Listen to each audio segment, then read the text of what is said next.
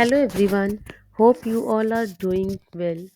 Today I Poonam Arora is going to discuss about corporal punishment, which has made a very critical impact on today's youth.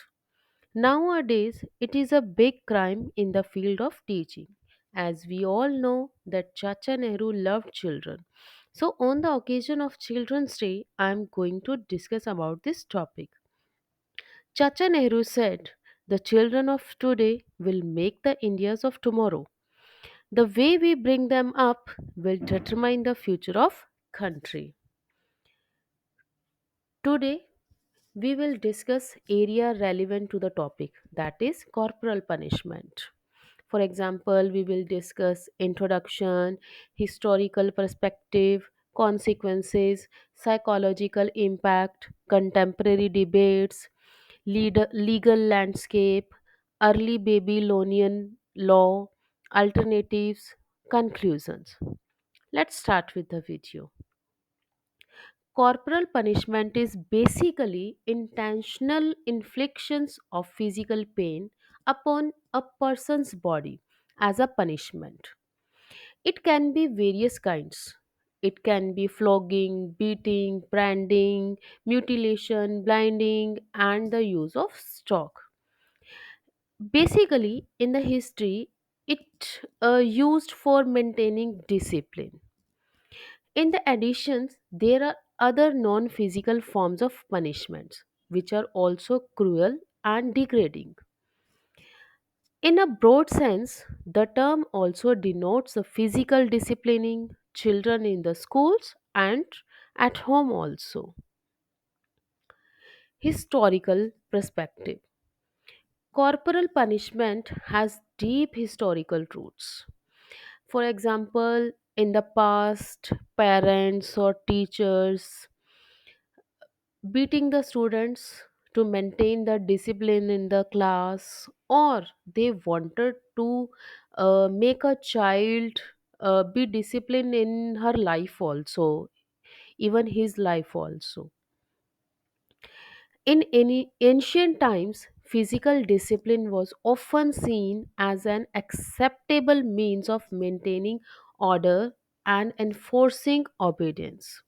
As we can say, our parents also always told the teachers that you can beat our child, but it it should be in discipline, or they should obedient and respect their elders. Like, as societies evolved, so did attitudes towards punishment, with a gradual shift towards recognizing the rights and dignity of individuals.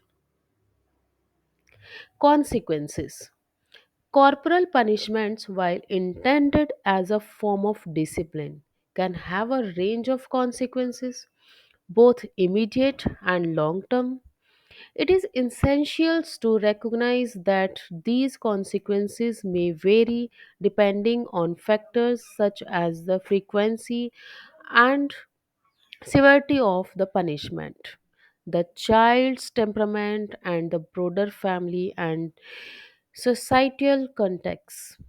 Here are some common consequences associated with the corporal punishment: immediate fear and stress, aggression and hostility, negative emotional impact, poor parent child relationship, mental health issues, decreased cognitive functioning. Psychologically impact. Numerous studies have delved into the psychological effect of corporal punishments on children. While proponents argue that it can be an effective deterrent, opponents emphasize the potential harm it may cause, including increased aggressions, lower self esteem, and the risk of perpetuating a cycle of violence. Corporal punishment trigger harmful psychological and physiological responses. Children not only experience pain, sadness, fear, anger, shame, and guilt. But feeling threatened also leads to psychological stress and the activation of neural pathways that support dealing with danger. Understanding the long term consequences is crucial in evaluating the appropriateness of this disciplinary approach. Contemporary debates. In modern times, the use of corporal punishment varies globally, with some countries outright banning it, while others maintain it legally. The debates hinge on the balance between parental rights, cultural norms, and the well being of children. Associates argues that it can be a quick and efficient method of correction, while critics stress the importance of alternatives, non-violent approaches that foster a healthier parent-child relationship. Legal landscapes. Legislations regarding corporal punishments differs across jurisdictions. Some countries have enacted laws prohibiting its use in various settings, including homes and schools, while others have more permissive regulations. This diversity reflects the complex interplay between culture values, societal norms, and involving perspectives on parenting and discipline. One of the article is Article 19 of the Convention on the Rights of the Child protects children against all forms of physical and mental violence from parents, legal guardians, and caregivers. Early Babylonian law. Early Babylonian law developed the principle of lex talionis, which asserted that criminals should receive as punishment precisely those injuries they had inflicted upon their victims. Many subsequent societies applied this eye for an eye and tooth for a tooth principle quite literally in dealing with offenders. From ancient time through the 18th century, corporal punishments were commonly used in those in instances that did not call for the death penalty or for exile or transportations. But the growth of humanitarian ideals during the Enlightenment and afterwards led to the gradual abandonment of corporal punishment, and by the later 20th century, it had been almost entirely replaced by imprisonment or other non-violent penalties. Alternatives. Let's talk about some alternatives also. As awareness of the potential drawbacks of the corporal punishment grows, there is an increasing emphasis on alternative disciplinary methods. Positive reinforcement, open communication, and setting clear expectations are cited as effective ways to guide children's behavior without resorting to physical punishment.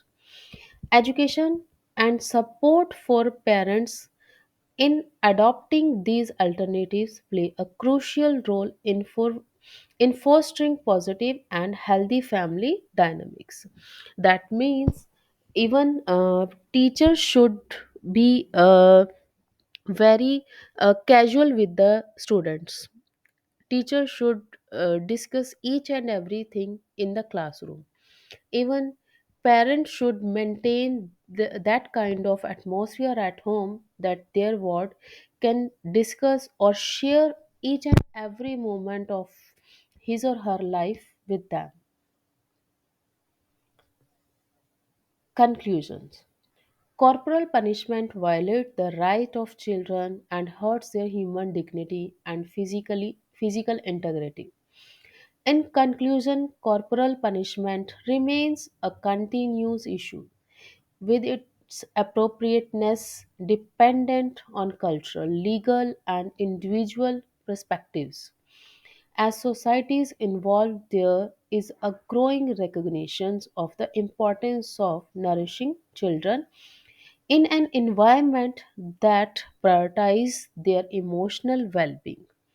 Striking a balance between discipline and empathy is crucial in shaping a future where children can thrive without the need for physical coherence.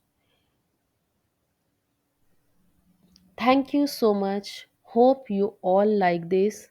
And as a teacher, I advised you that we should be very casual with our students, with our kids, so that they can share each and everything with their parents and teachers.